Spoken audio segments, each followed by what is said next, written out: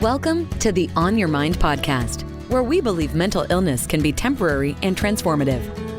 Stay tuned for innovative, effective tools from experts in the field of mental health. Hosted by Timothy J. Hayes, psychologist. This podcast aims to change the narrative around mental illness. Move from a place of fear to a place of hope and solutions. Here on Your Mind.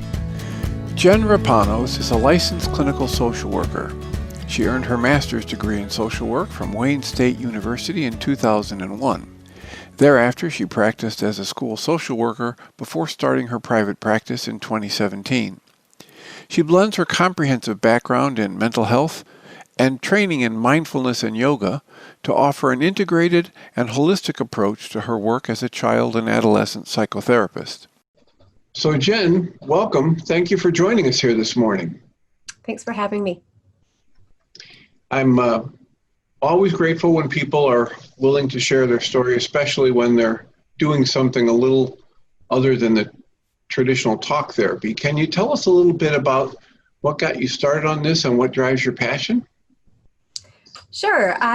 Well, I think from a young age, I've always known that I had this draw to helping people. I think I came into the world with just knowing that. But I think the environment in which I was raised in really supported that too. I come from a really large family. I have 11 siblings, so 9 biological sibs, and then 2 sibs that were adopted into our family, both of which had disabilities. And from a very young age, our family was there supporting not only my 2 sisters, but we also had foster sisters and siblings in our home too. And so I grew up just in a world where we connected with other people a lot. We helped other people. I've always been drawn to advocacy and social justice work. And so I think social work was a natural fit for me and kind of helped me drive into that path of working with people. In terms of working with kids, I've always loved working with kids from young age, just being a camp counselor and just knowing that that was my niche. Even today, as I work with children and youth, adults are, the part of that equation because I work with families, but definitely working with kids is my niche and where I feel most comfortable. Wonderful. Well, in my experience, when families have both a large family and or someone with special needs, when they handle it well, that really shapes a person. It shapes the atmosphere in the house. So it's really interesting to hear that about you and what's driving your passion. What is it that you do at Wellbeing that is significantly different from a traditional therapy center? Sure. So, I first started off in school social work. So that was about 20 years ago. And so within that field was doing a lot of that traditional work of working with kids, cognitive behavioral therapy and talk therapy and such. And then about 12, 13 years ago, I came upon mindfulness-based stress reduction. In fact, I had been, it had been recommended by a therapist who we were working with within my family, supporting my daughter who had some anxiety. And the skilled therapist said, "Hey, Jen, have you ever heard of mindfulness-based stress reduction? And if so, would you be interested in taking the course?" And I had read tons of books about Jon Kabat-Zinn and this mindfulness meditation. And so I kind of had a cognitive understanding of the practice, but I wasn't really doing the practice. And so all of that to say, when I took that 8-week course, it really shifted and changed things for me. It changed the way I started to relate to myself and the anxiety that I had been, experiencing my whole life. From childhood. It changed and shifted my relationship with my family and the work that I did. And as I started really committing to that practice, along with a yoga practice that I had been doing for a number of years too, I kept saying to myself, why aren't we teaching this to children? Why are we waiting? Why do we have to wait to adulthood to start learning about some of these practices? And I think, it was so profound for me and how I started changing the relationship I had with my own anxiety, that I started saying, I need to figure out how to bring this to kids. And that's where I started to do more trainings, start practicing individually with my students in the school, and bringing it into the classrooms, bringing it into small group work. And that's where I started to just see some profound shifts and changes. And so in the work that I do today, certainly I have all those foundations of my mental health training and learning, in addition to yoga and mindfulness and somatic experiencing work and body work. So I think that's where my work's a lot different. Often kids will come in and we roll yoga mats out to start. Every single kid that I work with or teen that I work with, we start with a mindfulness check-in practice. And so they know that the expectation in our time together is going to be some form of meditation practice as well. Excellent. And of course, what most of us who've been in the field for a lot of years have seen is that children learn so much more quickly. And if we can introduce these tools, even, as low as 3 and 4 and 5 years old, they just soak it up. And then if you can build a base of, as you're talking about, mindfulness, it's kind of interesting to think that mindfulness has become a buzzword after, 50 years ago, John Kabat-Zinn was talking about this. So it's kind of going in the cycle. Do you have a series of programs that you do that you want to, if someone comes to you, do you try to get them as an individual? Do you try to bring the whole family in? Tell us a little bit about what your intake procedure is like, what you offer at Wellbeing. Yeah. So, within my private practice, I work with families, children about the age 7 to 18. And so within that psychotherapy practice, I'm doing individual work. And of course, families become part of that. But part of that support is to offer also yoga and mindfulness classes. And so we offer community-based yoga and mindfulness classes for younger kids. We have a class called Mini Sprouts. That's for children ages 3 to 5. And that's an invitation for that young child and a grown-up to come with them. And in that course or in that class, we're doing a lot of work with breath, with emotional regulation and awareness. We always set time for relaxation. So even kids as young as 3 years old will lie down in what we call Shavasana pose, the last kind of relaxation pose, when we present tools like a stuffed animal for them to rock to sleep.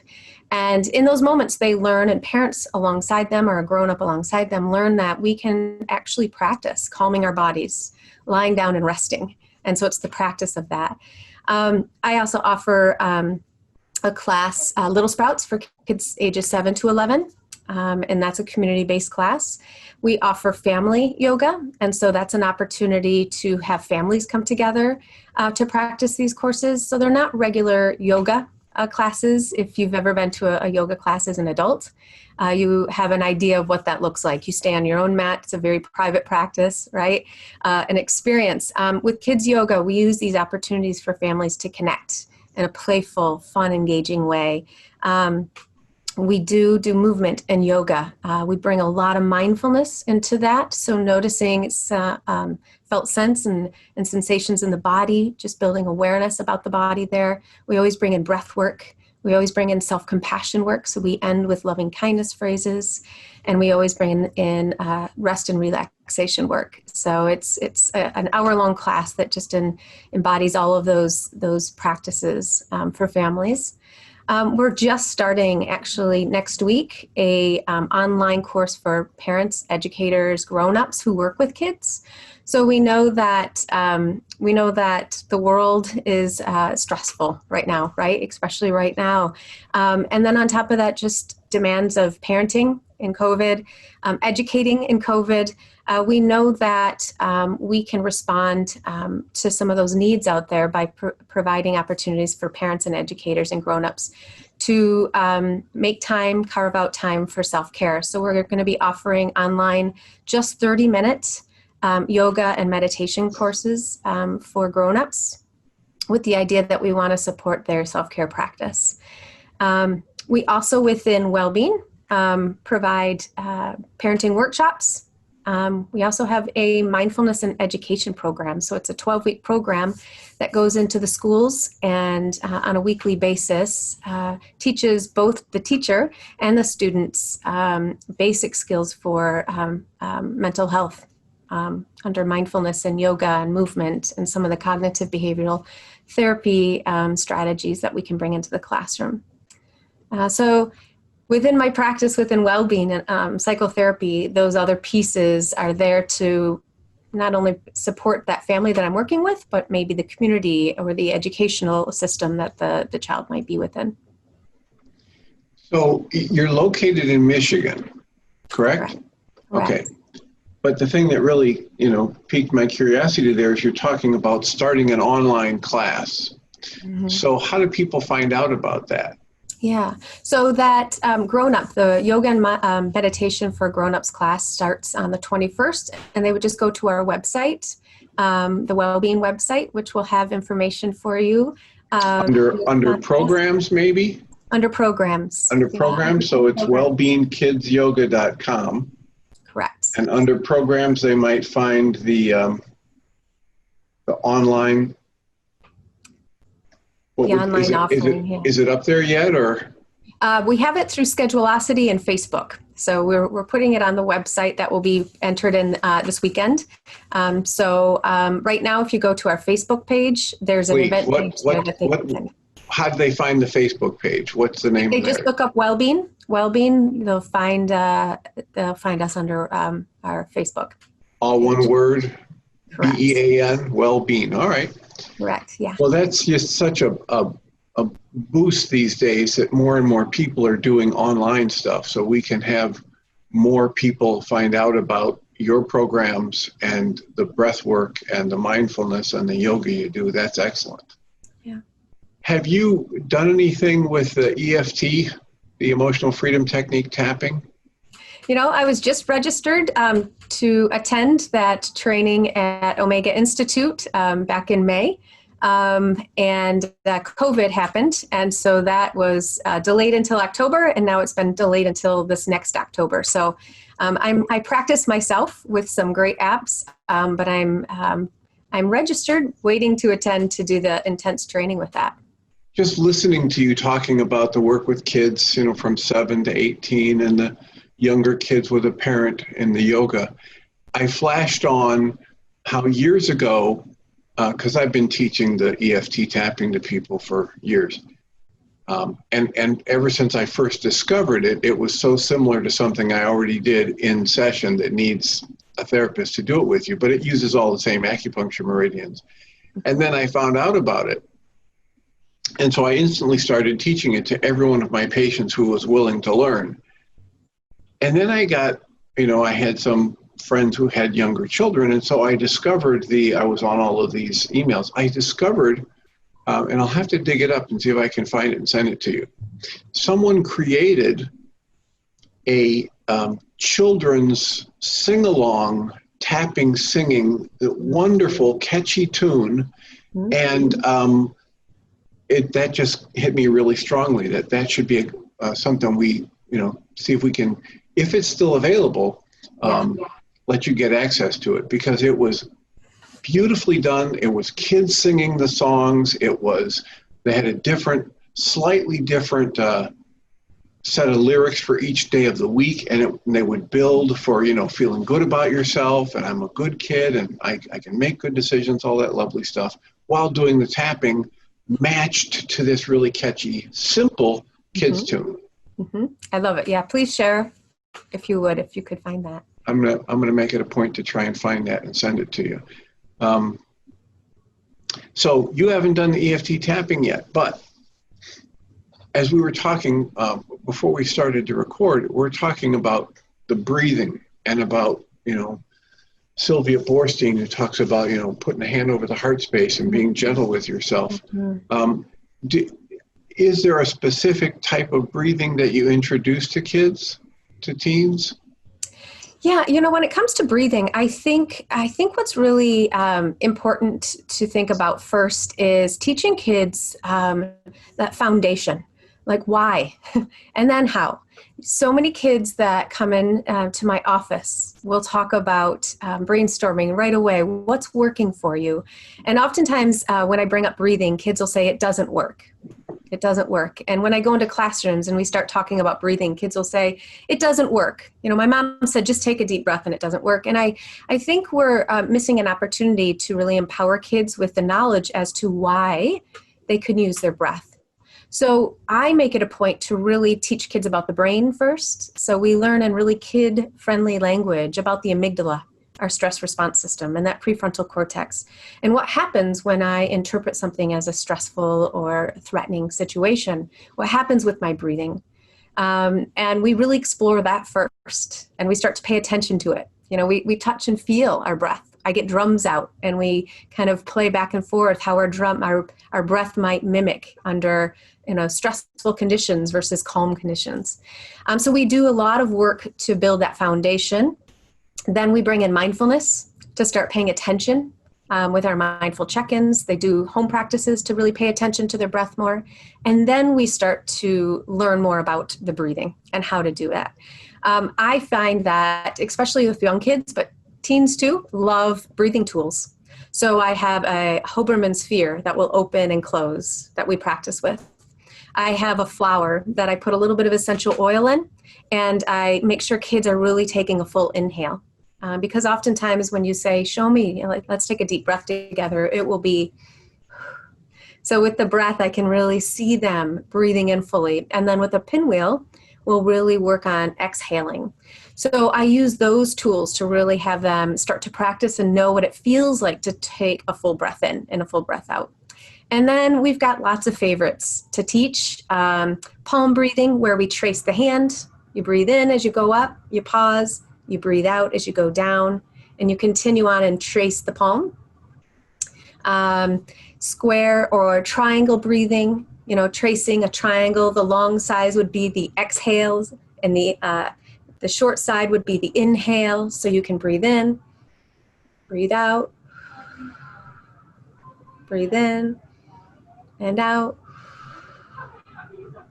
There's fun things like bees breath, where they're humming and making sound, There's hot cocoa breath. There's so many fun tools and ways to get breathing practiced and engaged for that. I often tell parents too to practice frequently and not just in states of dysregulation. Exactly. Like start practicing in calm states because the more familiar we are with our breath, the more we're apt to tap into it when we really need it. And we develop a muscle memory for anything that we do and practice. And then, absolutely, the old adage is the time to learn to shoot the bow and arrow is not when the bear is charging, right? So you want to practice something and get it down so it has muscle memory. Yeah. And that's exactly what I teach people. And as you mentioned, a lot of times people say, well, it doesn't work because when they're coached to take a deep breath, they end up just taking a deep breath and blasting it out. And they can do that when they're running away from somebody who's angry. But if they take a deep breath and pause at the top and make sure the exhale is 4 to 8 times longer than the inhale and just let it ease out, it sends this irrefutable message to your body that you're not in danger. And you can start to feel that cascade of relaxation. Andrew Weil has the 4, 7, 8 counting that he does, which really taps into that because you breathe in for a count of 4, you hold it for a count of 7, and you make sure the exhale is a full 8 counts long. So you're really in control. And when you teach, especially the younger kids, how to control that, which has been basically just an automatic process all their lives, some of them light up. Absolutely. Absolutely. And I find those tools, you can even with paper have kids trace. Sometimes when we get so technical, they can focus in on the technicality of things, counting, and it can become overwhelming. Or I found, everyone's capacity to hold their breath or breathe in long is very different. So I found with some kids, taking out the numbers and focusing more on how it feels and using a piece of paper to trace something can be really helpful too. Yeah, and more people are getting into it. There's Aspire, which is kind of a Bluetooth tech thing that helps you monitor your breathing. There are some necklaces they have that just restrict the breathing, so when you're breathing out through this tube, you have to breathe longer. Yeah. I just love the idea that more and more people are paying attention to how powerful it is and what a powerfully effective tool it can be, and each of us has it. And that's the key. I think sharing with kids that they have an innate tool within themselves. It's not something without, outside of them. I think there's a lot of power in that, and empowering in that, and understanding that I have a resource within myself to tap into that's there 24/7. Wonderful. Well, the kinds of thoughts that are, flooding me right now are things like how Bruce Lipton was tapping into that what our energy system, this physical energy system, expresses isn't set in stone. So the more we learn these calming, soothing techniques, and as you're talking about, if you can teach kids the real simple, hey, there's a part of your brain that when you interpret something as dangerous or stressful, it reacts very strongly. And there's another part of your brain that can help you focus on your breathing and the physical sensations. Kind of the idea of the two wolves that are always fighting, which one's going to win? Well, the one you feed. So Absolutely. So are there any stories you have about how either personally you've overcome something using these tools, or somebody you've worked with that stands out that would be illustrative for the listeners? Sure. I can use an example just for today. I think I mentioned before that mindfulness has been really powerful for me in developing a different relationship with anxiety. I've had anxiety pretty strong, pretty impactful when I was younger. And it's not that it's gone away. I just learned to work with it differently. Today, knowing that I was going to be interviewed and having this conversation with you, my nervous system was alive and well this morning, letting me know. I had a thought about that. And so I did some practices even today, just to kind of ground myself and get myself ready. So noticing even thoughts that popped up as I went for a walk this morning. I knew going outside and getting some fresh air and moving my body would be really great versus sitting and reading and studying and kind of over planning, which I would have done probably, 15, 20 years ago. So getting outside, moving my body, fresh air, taking a cold shower, which just woke up my nervous system too. And then getting into my office a bit early, getting set up, prepared beforehand, and did a little bit of a yoga practice. So just getting into my body. So instead of into my mind and my thinking mind, got really into my body and do some breath work. And what I found is that I'm still a bit nervous. I can still feel, if I pause and just really notice my heart beating a little bit of restriction in my throat, but it's allowing me to be in a place in my mind and body where I can still be present and available. And it's not causing me to avoid things that make me nervous and overwhelmed. In terms of practices with kids, there's many. I think what can be really profound is when we go into the classroom, and as a group, I start to teach some of these strategies to kids, and to sit in a classroom and to have every child, a group of 30 kids, sit and come into a mindful body and close their eyes and maybe place a hand over their heart and just tap into their breath for a moment and explore the sensations in their body, and then ask themselves how they're feeling. And then open their eyes and then be able to relate to me by using a word or two to demonstrate how they're feeling in that moment. is just really powerful.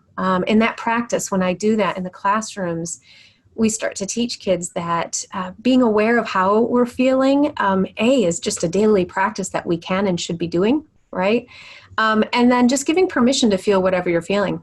So if kids, I would do a thumbs up, thumbs middle, or thumbs down kind of day often. So if I didn't have time to touch base with every kid, I would just kind of do one of these and look at each kid in the eye and know what kind of day they're having. And if some kids were having a really bad, tough day, I could even, if I had time, touch base with those kids. But all that to say, giving kids permission to feel and to have good days, meh days, and not so good days.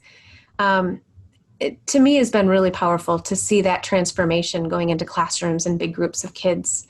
Just in this last week, I worked with a teen who, when she came in, we did a mindful check-in, and I hand kids, after they do a mindful check-in, a sheet with a list of different words, and they mark off what they noticed they were feeling. And she had marked off, indicated, when she first came in, she said, hi, Jen, I'm doing great today, had a smile on her face. But what she indicated, or what she communicated from that checkoff list, shared that she was having quite a tough day. And so I asked her if she would just be willing to just explore those feelings a little more. And she kind of looked at me with wide eyes and said, I think so. So I just gently guided her through just a mindfulness practice of noticing where she was feeling that hurt that she noticed, that disappointment, that embarrassment. And she felt a lot of restriction up in this area. And I just simply asked her if it felt comfortable to place a hand over that area. And tears started to come down.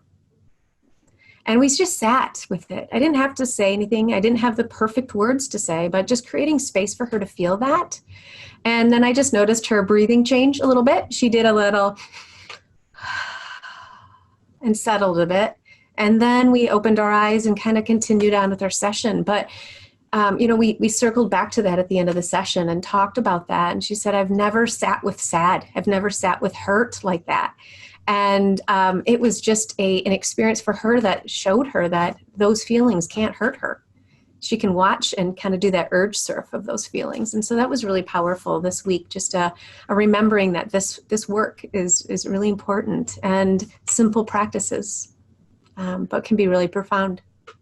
And learning to observe in the moment so you can demonstrate something different for yourself rather than just running on the autopilot. And the autopilot for each of us is what we were taught by our parents or what we watched them do growing up. And even if we had really good parents, most of our parents didn't come from a generation where they were taught about the energy of their thoughts and their emotions and how it's all safe to feel it and let it flow, and how there are tools they can use to process or allow those emotions. And so this is so wonderful that you're teaching at a hands-on level, these people, that it is just energy and it's all safe to explore. So absolutely, it's wonderful to find out that more and more people are doing that and that you're part of that. Yeah. I think about the evolution in the last 46 years that I've been doing therapy and how much more readily available conversations about these things are, tools to help do these things, how, except for some weird periods back in the 60s where all kinds of stuff was introduced without really any prior evaluation about would it be effective. I think about, Bataka bats and things like that. But aside from some of that stuff, most of the conventional therapy has just been talk therapy. Correct. Yeah. And focused on what are your thoughts about that? Mm-hmm. So congratulations on being on the front lines of helping people learn to do that. The Journey's Dream group, as a group, as a not-for-profit, one of the primary things we say about it is that we want to help rewrite the narrative on mental health to one in which optimal health and well-being is possible and expected and where mental health challenges become transformational rather than tragic. And the group was founded on a set of tools that are now being called the Optimal Being Program. And some of those core tools that the Optimal Being Program was developed from are available absolutely free. So I will send you some links to that, because there's a completely free and private app that people can download for their smartphone. And these days, people take that everywhere. Mm-hmm. And in that app, there's the tool for the adults called the Reality Management Worksheet, but there's also a tool called the Drag-On Kling-On game, which is a wonderful way to introduce these tools to even younger audiences. So I'll make sure that we send you that information so you can check that out. It's unlike a lot of other things. It's not a lost leader. It's not like if you go and download the app, then they start marketing to you to sell you this, that, and the other thing. It's completely free and private. Wonderful. So maybe that's something that would benefit your... Well, I think I think very much so. One of the things that is an expectation often is home practice. So instead of homework, but home practice. So when working with kids in my practice is the expectation that, like anything, any skill you want to get better at, the more we put into it, the more practice, the better we'll get at that. And that goes very much so for our mental health and emotional health. And so any tools that are available for families and kiddos to be using. And I think things like apps can be really helpful. Stop, Breathe, Think is an app that most of the kids that I work with are very familiar with, so that they're practicing some of these practices at home. So any other additional tools would be greatly welcomed to share. Well, I will make a note to send that to you. And as I say that, I think I also made a note to send you something else. What was that? It's already gone. That's okay. That was the tapping All right, song. the tapping. Good. I'm very excited about that one as well. I'm going to take a break here and just actually make myself a note for that, because I haven't seen that in a while, and I know that I've probably lost 3 or 4 hard drives since I had downloaded that years ago, and it might be on one of those old hard drives that I could get, but I will make a note here to send you that. So what is it, if there's anything about the work you do with the teens and families or the adult individuals that I haven't even asked you about yet, that you would want to make sure we get into this conversation? You know, I think one of the things that comes to mind, keeps coming to my mind is, again, that not waiting until adulthood. So, you know, normalizing therapy, normalizing supports outside of the family. That's something that comes to mind in terms of just making it just a part of a practice, part of that, your village, your community. And that's what's really important to me, I think, in working with families. You know, some families come in with a lot of hesitation for a number of reasons, right? But some families come in and say, I don't know how I'm going to explain this to my child. And so there's, you know, this taboo behind coming in to talk with somebody about how we're feeling. And so I think it's so imperative that we start, you know, as a culture, start talking with kids about mental health and emotional health.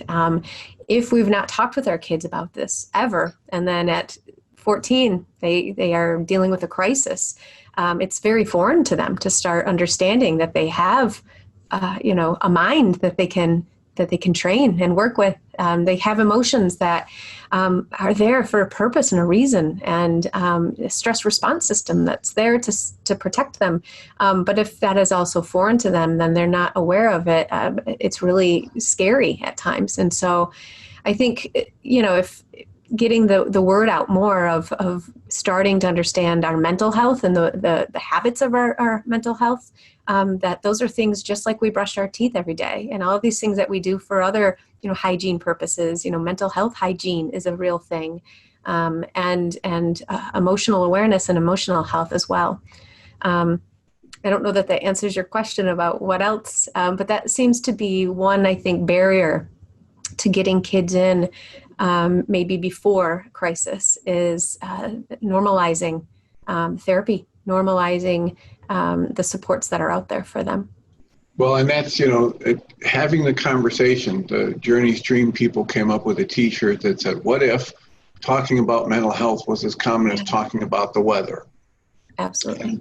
And what I find very hopeful is that as I do these interviews with people like you who just talk about, I've had anxiety. There's in my family, on one side of the family, there was a lot of depression. On the other side of the family, there was a lot of anxiety.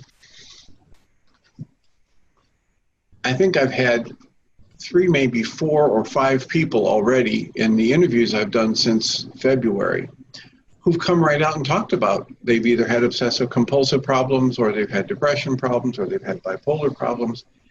And they're looking at ways to empower themselves to do things differently in their lives, rather than just take a pill or go into the hospital every time there's a flare-up. And that, I think, is just exciting. It's Dr. Leela Masumi is in one of our past shows, and she's an integrative psychiatrist, and she talks openly about her issues. And she's a naturopathic physician, and she had a lot of anxiety and obsessive compulsive problems. And that was the trigger for her to get into the field and to learn to do things with nutrition and personal techniques like the breathing and the yoga. And she no longer has the symptoms that plagued her in her young life and her teen years. So thank you for sharing that, and thank you for the interview.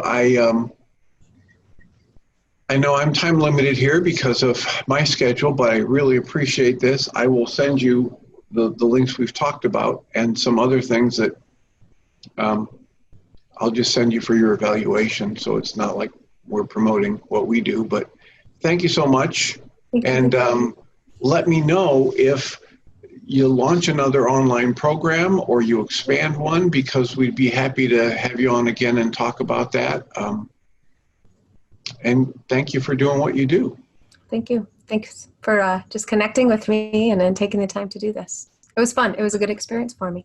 Well, I'm glad that the terror and fears that were lighting up your system didn't pan out. Nope. They never do. But I can.